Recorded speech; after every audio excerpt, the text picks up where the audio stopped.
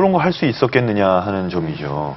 참 정말 네. 훌륭하게 살아왔다는 생각이 들어요. 예. 지금 스펙 얘기가 나왔잖아요. 네네네. 근데 그 스펙이 왜 뭐 탭스나 토익, 예. 뭐 요새는 한국사 능력 검정 시험인가 그런 것들이 그 시험이 정말 당락을 좌지우지할 정도로 중요하다고 알고 있어요. 그렇죠? 근데 예. 그런 시험들이 실질적으로는 정말 어떻게 반영이 되는지 정말 그걸 보고 뽑으시는 건가요? 그렇게? 절대 그렇지 않습니다. 아. 예, 공교육을 저해하는 요소들, 예를 들어서 공인 외국어 성적을 제한을 줘서 대학에서 뽑는다든지 또 이런 것들이 대개 이제 사교육을 유발하는 요소들이거든요. 절대 이 부분을 반영하지 않는다라고 보시면 되겠고요. 아무래도 가장 중요한 것은 학교 교육 현장과 어떻게 밀접하게 연관을 지으면서 준비를 해왔는가 하는 부분들이 가장 중요한 내용이라는 겁니다. 아, 그래요? 예. 그렇게 중요한 시험들이 아니군요. 예, 그렇습니다. 지금 말씀하신 내용을 봐서는 중요한 시험이 아닌 게 아니라 필요 없는 시험인 것 같아요. 네. 아예 도움이 안 되는 겁니까, 그럼? 예, 그런데 이제 이런 학생들이 있죠. 내가 영어 공부를 하는 데 있어서 좀 더 심화된 공부를 하기 위해서 공인 외국어 성적을 땄다. 특히 이제 학교 현장에서 학교 교육 프로그램 내에서 이런 것들을 했었을 때 참고는 할 수 있죠. 그런데 절대 이 부분이 제한 조건이라든지 또는 그런 것들은 절대 아니라는 점을 이해하셨으면 좋겠습니다. 네. 한편으로는 좀 안심도 되는데. 네. 네, 맞아요. 네. 도대체 그 토익이나 탭스 같은 시험은 몇 살 때까지 우리를 괴롭히는 걸까요? 입사에서도 괴롭히게 되는데 말이죠. 자, 이렇게 방금 말씀하신 것처럼 수험생들 본인뿐만이 아니라 부모님들도 정말 많은 고민이 있습니다. 그래서 이번에는 저희가 부모님들을 만나봤습니다. 최근 한 입시 설명회. 수많은 학부모들이 몰려들었습니다. 700석 자리가 꽉 찰 정도로 그 열기가 굉장히 뜨거웠는데요. 새로 적용된 수시 전형에 어느 대학, 어떤 과를 지원할지 또 어떤 전략을 세워야 할지 학부모들 역시 고민이 많습니다. 대학에서 어느 거를 제일 많이 보느냐. 학생의 성실도라고만 하는 게 그게 학교 생활이라고는 하지만 사실 모든 학생들이 다 학교 생활은 충실하게 하거든요. 성실하게.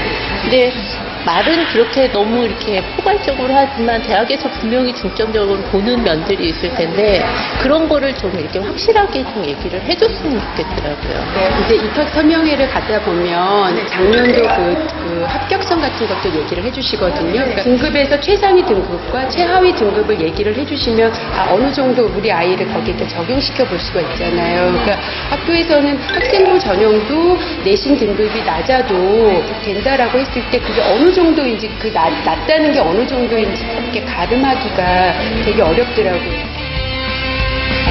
어렵죠. 정말 쉽지 않습니다. 참 예전에는 정말 공부 하나만 잘하면 그래서 수학능력 시험을 잘 보면 그게 99점 정도 되고 나머지 생활이 1점이었다면 이제는 그 비율이 많이 바뀌어서 다른 걸 잘하는 것도 도움이 많이 된다. 이렇게 바뀌어가고 있는 것 같습니다. 그래도 그럼 공부에 영향은 있는 겁니까? 그렇죠. 이제 아무래도 학생의 본분은 기본적으로 공부를 잘하는 겁니다.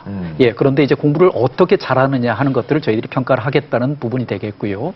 지금 학교 생활의 성실도가 상당히 중요한 기준이라고 이제 말씀을 드렸었는데 어떻게 평가를 하냐? 학교 생활을 전체적으로 기록한 내용이 학교 생활 기록부입니다. 이 내용을 보면 선생님들께서 이 학생이 학교 생활을 어떻게 했나에 대해서 구체적인 평가를 하게 된다는 점이죠. 그런데 또 학교에서 다양한 프로그램들을 개설해 놓고 있는데 우리 학생이 학교 생활을 성실하게 하는 것처럼 보이지만 학교에서 하는 프로그램들에서는 관심이 없고 다 밖에 나가서 사교육과 관련된 이런 내용 요소에서 활동을 집중적으로 하게 된다면 이것은 학교 생활과 성실도와도 직접적으로 연관이 없게 되죠. 그런데 학교 생활을 성실하게 한 친구들이라면 학교 선생님들과 함께 호흡하면서 공부한 흔적들이 나타나게 되죠. 예를 들어서 뭐가 있겠습니까? 방과 후 교과 활동들을 어떻게 활용을 했는가? 이런 것들을 통해서 어떻게 성적을 올렸는가 하는 것들이 전부 다 성실성 평가에서의 기본적인 대상이 된다는 점을 이해를 하셔야 되고요. 예, 봉사활동을 한다 하더라도 학교 계획에 의해서 또는 자기 주도적인 계획에 의해서 활동을 하는데 나름대로 예를 들어서 해외에서 봉사활동을 했다 하면은 이것은 솔직히 말씀드려서 아버지의 역량일 가능성이 있지 않습니까? 아, 그렇죠. 예, 네. 이럴 가능성이 있기 때문에 이런 것보다는 자기가 어떻게 기획을 하고 또 학교 프로그램 내에서 어떻게 성실하게 활동을 했는가 하는 것들을 집중적으로 살펴본다는 특징입니다. 자, 두 번째 어머니께서는 내신 등급이 낮다는 기준이 어느 정도냐 이런 질문을 해주셨어요. 사실 이제 구체적인 수치로 답을 하기가 좀 곤란한 부분입니다.